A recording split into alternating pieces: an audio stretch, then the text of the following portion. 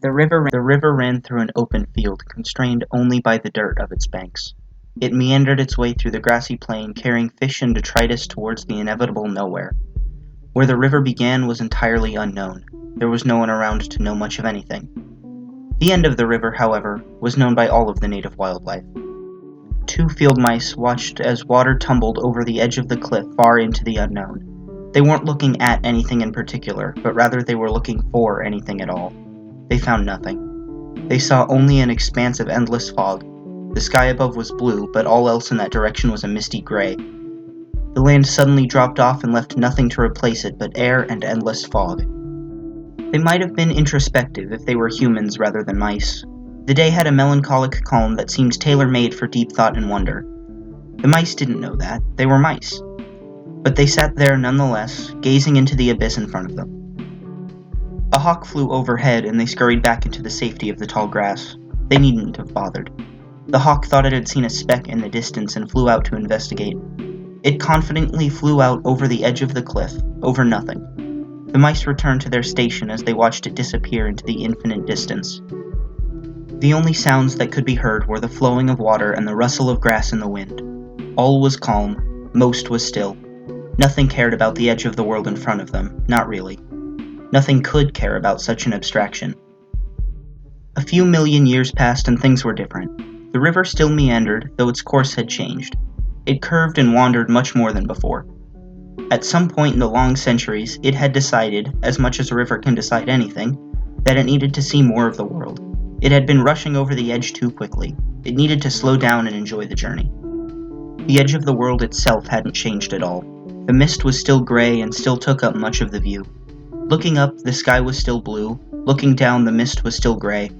There was a rough line in the sky just above the horizon, where the blue and gray had danced together. It was impossible to see where one started and the other ended. A forest had sprung up in one part of the land, but most of it had stayed grassy. The humans, who had shown up at some point in the many years, preferred to live among the trees, but every now and again would wander out into the field to see the edge of the world. Two humans were sitting by the cliff, their legs dangling over the edge. The impressive depth made them feel. Sticking their feet in it made them feel as though they themselves were almost part of it. They weren't part of it, nor did they want to be, but they felt something when they were there, and so they sat. They didn't have words for it yet, but the feeling was one part wonder, one part confusion, and a pinch of fear. They didn't enjoy it per se, but for some reason didn't want to leave. They stayed until the sun had settled into the distant mist. There was a moment when the sun was barely below the cliff, but before it was completely engulfed in the mist, when everything was still mostly bright. The two of them sat in that moment, doing nothing but looking. If they were still in the forest, they would see the trunks of trees cast shadows upward onto the leaves. It was disorienting and wonderful. But they weren't in the forest. They were at the edge of the world. When it was mostly dark, they left. One went straight to bed on a tree branch, but couldn't sleep. Instead, she lay awake thinking about her place in the world. It was a world the people around her claimed to understand, but she knew they didn't. They told her about the sky and the stars, about the ground and the water, about the river and the edge. But no one really knew what it all was, or where it all came from. The other human also had trouble sleeping. He tried for a while, but eventually gave up. Instead, he lit a torch and found a cave. There were many caves in that area, carved by parts of the river that had shifted, separated, been buried, then later excavated by natural processes. He didn't know that. What he did know was that certain white rocks left marks on the wall of the cave. If he ground up those rocks and mixed them with some red clay, he could leave red marks on the walls. He drew monsters, great beasts reaching up from the depths of the edge of the world. He had no way of knowing what was at the bottom, but this was a way for him to cope. He made up stories in his head of great animals living in the mists, thriving in the unending gray. He fully believed that it was, in fact, bottomless. A few thousand years passed and things were different. A human village sprouted up around the river. Buildings of wood and stone marked the land where once only grass grew. These humans weren't the first ones to live in this area. They came from elsewhere in the world and killed off most of the native inhabitants.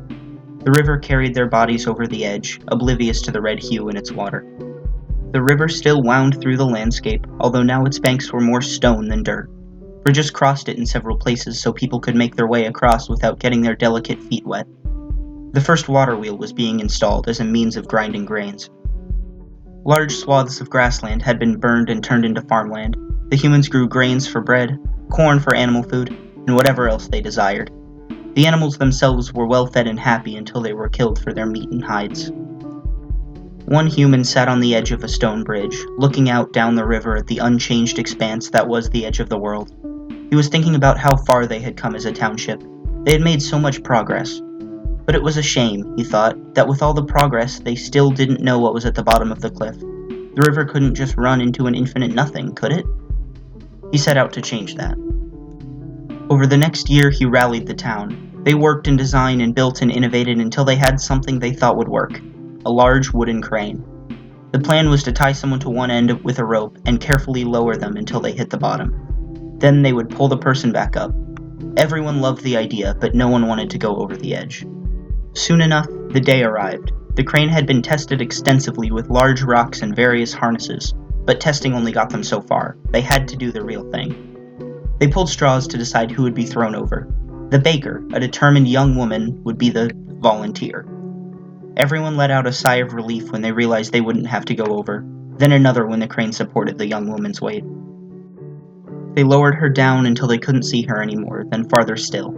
They kept going and going and going until they ran out of rope and had no choice but to pull her back up.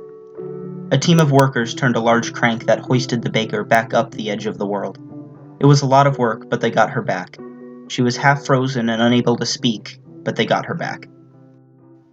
After an hour by the fire with a cup of hot tea, she told them her story. As she descended into the depths, the last she saw of the town was the faces looking down at her. After that, the only things visible were the stone wall of the cliff and the mists. Eventually, the mists grew so thick that the wall itself was no longer visible to her. All that was left was the cold and unknown. A few hundred years passed and things were different. The quaint village was now a thriving city. Skyscrapers sprung up where trees once grew.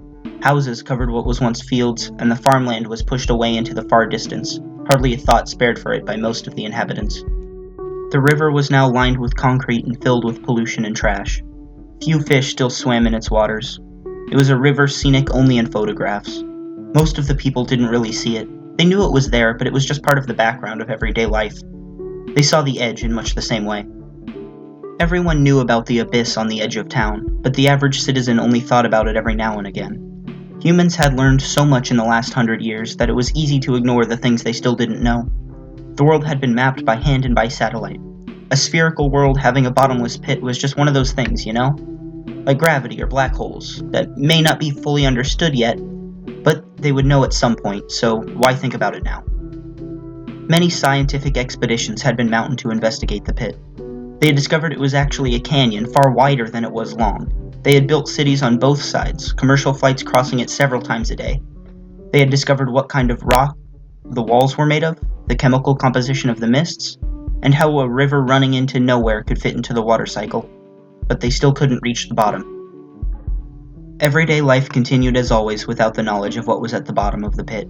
Humanity kept advancing, kept straining the very fabric of reality, but never grew any closer to the hidden truth. Myths and legends had surrounded it from the very beginning. Several religions based on monsters and gods living in the depths had gone in and out of fashion over the centuries. It was a frequent conversation topic, but only ever brought up after the important stuff was settled. Eventually, humanity took to the stars, leaving behind the planet that birthed and raised them. But they never did discover what was at the bottom of things, and for some reason they were all perfectly fine with that.